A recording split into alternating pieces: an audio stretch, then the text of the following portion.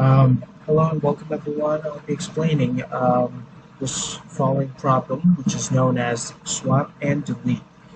In this problem, you're going to be given a binary string containing characters of either 0 or 1.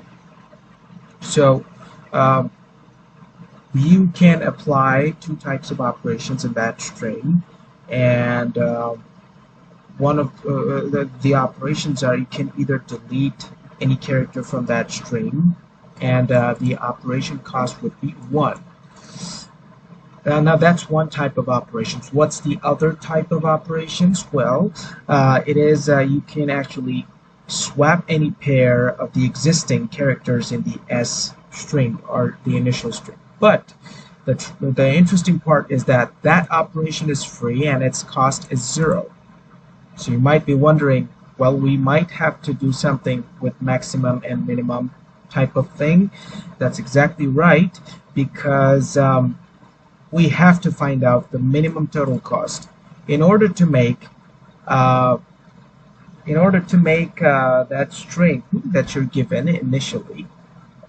You will apply some operations like that, and finally you will get a string called T, which will definitely be a product of S, of course, after applying some several operations like deleting or maybe swapping, whatever needed. You get to a point T, but that T will be good if and only if this condition is met.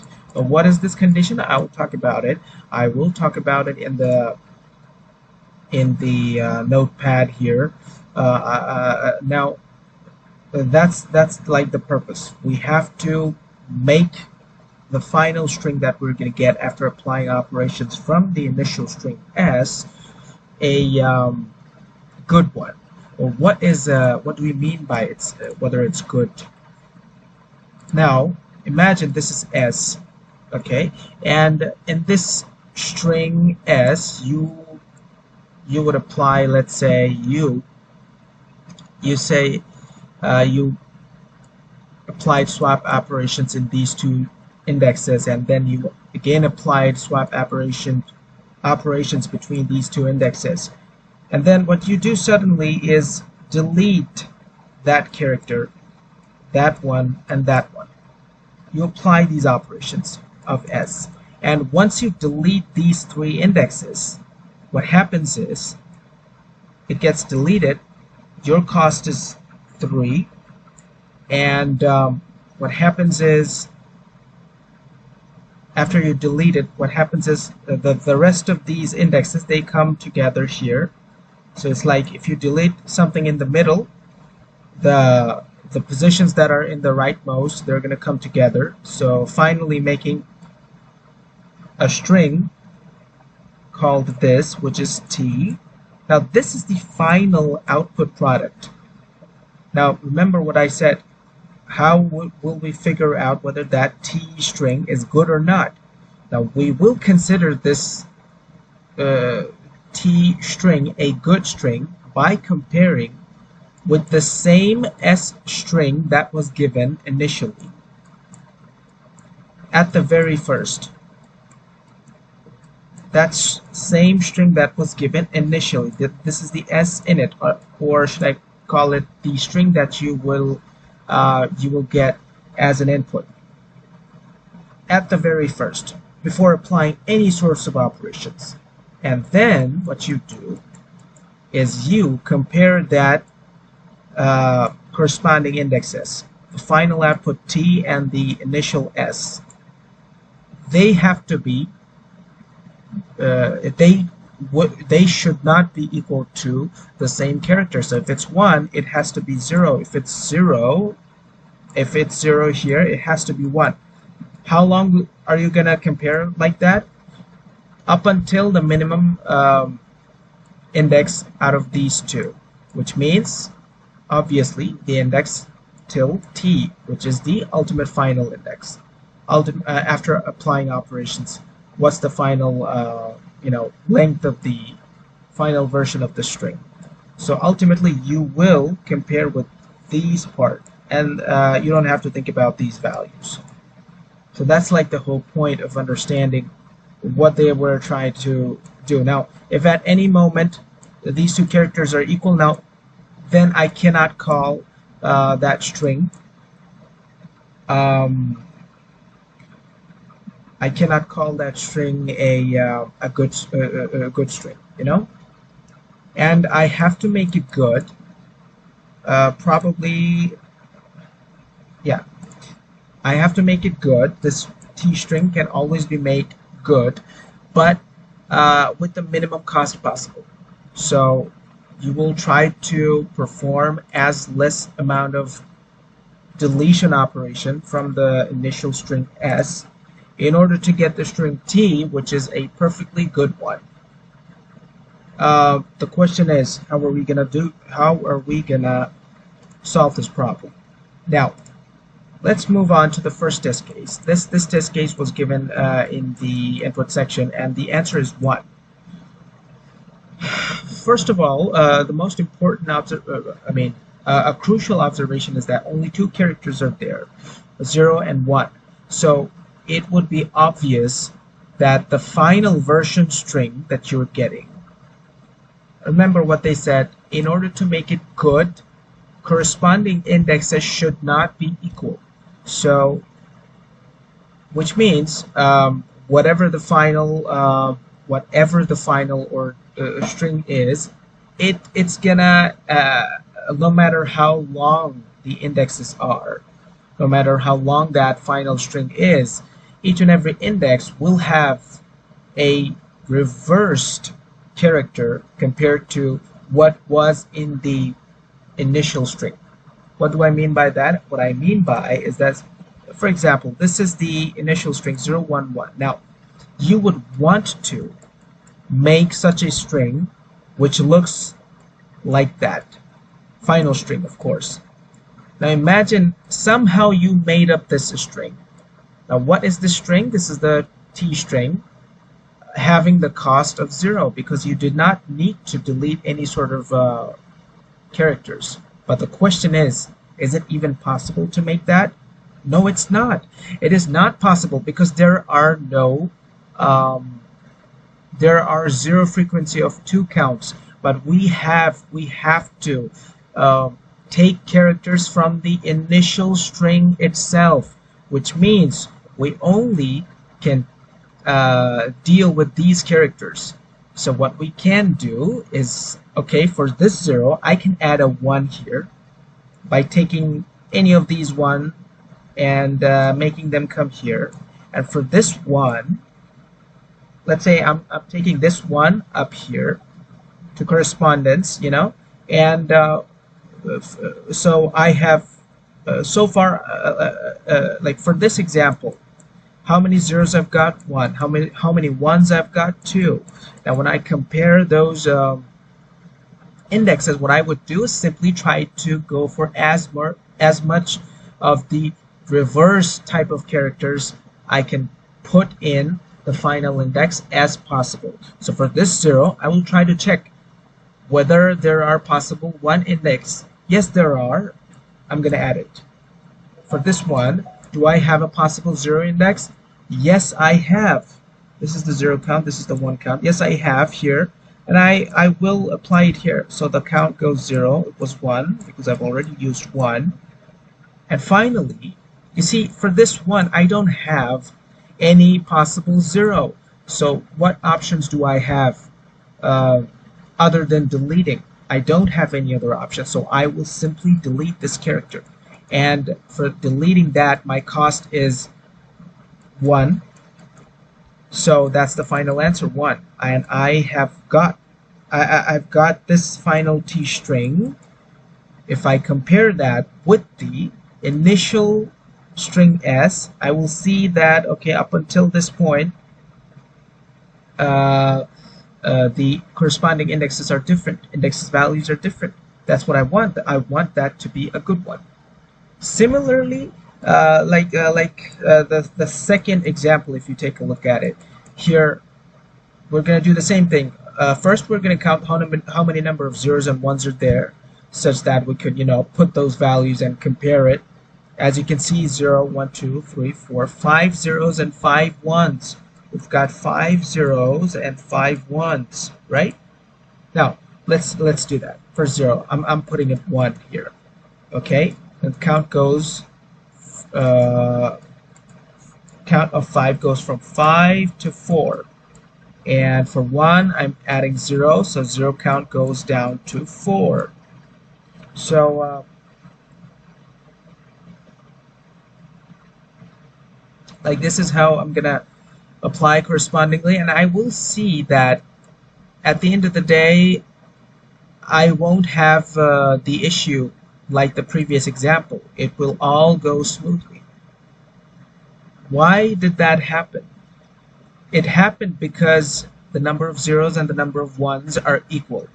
That's why we did not need any sort of extra operations to delete it. So the cost would be 0.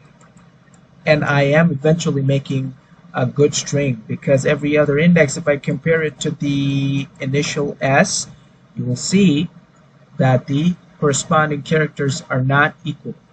So this is how I'm going to go. Now, the final example, this is a very important one in order to fully solve the problem. Now, you might wonder, okay, so I can see where the answer is going. I will just simply count the number of ones and then count the number of zeros, and then whatever is left, I will take the difference of the count of 0 and count of 1 of the initial string, and that's my answer. You might think that's your answer, but that is not your answer. And to disprove that assumption, we have the third example. Now here you might think that the answer is simply, oh, I've got 4 ones and 2 zeros, my answer is 2. No, that's not the answer. The answer of this problem, of this example, is 4. Why it's 4? It's important to observe this thing. Let's take a look at a deeper level onto this example. Okay, first of all, this is the initial S, okay? And simply what you would do is simply, okay, I've got, I will check, right? I will check how many number of ones. I've got 4 ones and 2 zeros, right? Now what you would do is simply, okay, I've got 1. I'm gonna add 0. I'm gonna see whether there's 0 available. Yes, there is. So I'm gonna add 0 here. This value goes to 1. 1. Okay, I'm gonna add it. Goes to 0. Now what's gonna happen is, okay,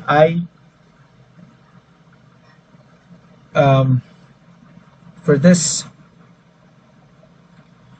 one, I don't have available 0. I don't have available 0. What do I have? I've only got these 4 ones and nothing else. So I've got no options but to pick these values. Okay? Now I have picked these values. Now, can I actually claim this final string as the good one? What do you think? Do you think it's a good string? No, it's not. Why it's not? Because the corresponding sum of the values are equal. I don't want that, right? I do not want that. What do? Now, you might say that, yes, of course, they're equal. So let's just delete these characters which are equal. Okay, I could delete these characters, and I will delete it. And you see, in the just recently when I said this 2 ones equal, how many of the indexes where the corresponding indexes values are equal? 1 and 2, right? 1, 1, 1, 1. But here I don't see any differences, right? But I will see the same characters when I will see another problem after that, after I delete these 2 characters. Now I see that these 2 corresponding indexes are equal. I'm gonna delete them. Okay, I'm gonna delete it. So far I've got 2 cost, 2 coins. Now after deleting, what's gonna happen? The values that are in the right positions, they're gonna come here, right, on the left. It's that simple. In any position, if you delete a character from the right, it's going to come to that position. So if you delete these two, they're going to come here. Still, they're going to come here, right? So it's the same case all over again. So you have to delete it again. Now that was the trick. You might have thought this was the answer, but it's not, because these type of cases can occur. These two ones coming here and making the same problem again. We have to delete again 2 times. These 2 plus 2 is 4. Now how do we come up with this answer as the answer for this problem? What we would do simply, as there are only 2 types of values that can arrive, only zeros and ones, we can actually claim that after the point where I don't have any corresponding values left, corresponding reverse values left, I will simply break it. I will simply break from the loop. For example, here for 1 I found 1 0, here for 1 I found 1 0, and I also decreased it from 0. Now for 1 I'm getting another 0, but I need another 0, but I don't have another 0. What I would do, I will simply break the loop and say that these sort of numbers I have to delete at some point. These sort of numbers I have to delete at some point. So how many numbers are there? 4 numbers. This is how you're going to do this. Because at the end of the day, if you don't find the reversed characters, then what's left is the rest of them. The rest of them will take the place just like that, you know, like the previous example that I gave, just like that. And it's gonna, ultimately, all of these values are gonna get, you know, knocked out eventually, or you have to delete it at the operation. So why doing all the unnecessary work? You could just simply break it and say that, okay, these sort of indexes numbers are my you know, cost, final cost. And every moment when you're adding the reverse values here, existing reverse values, you're actually doing the swapping operations. And for swapping operations, we are not including any sort of cost. So this is exactly how you're going to solve this problem. Now, this is the code. Simply count the number of zeros, count the number of ones, and if it's 0, you will look for 1 if it's available. If it's not, break. Similarly for the 0 part, you look for 1. If it's 1, you'll look for 0 if it's available, and then decrease it. If it's not available, just break it down. And after breaking it, you will add count of 0 and count of 1, which means what are the count of 0 and count of 1 values left. This is how you're going to solve this problem. So yeah. This actually does represent how many values are at the end left, which you are going to actually eventually delete instead of, you know, swapping. So this is how you're going to solve this problem. Thank you very much for watching.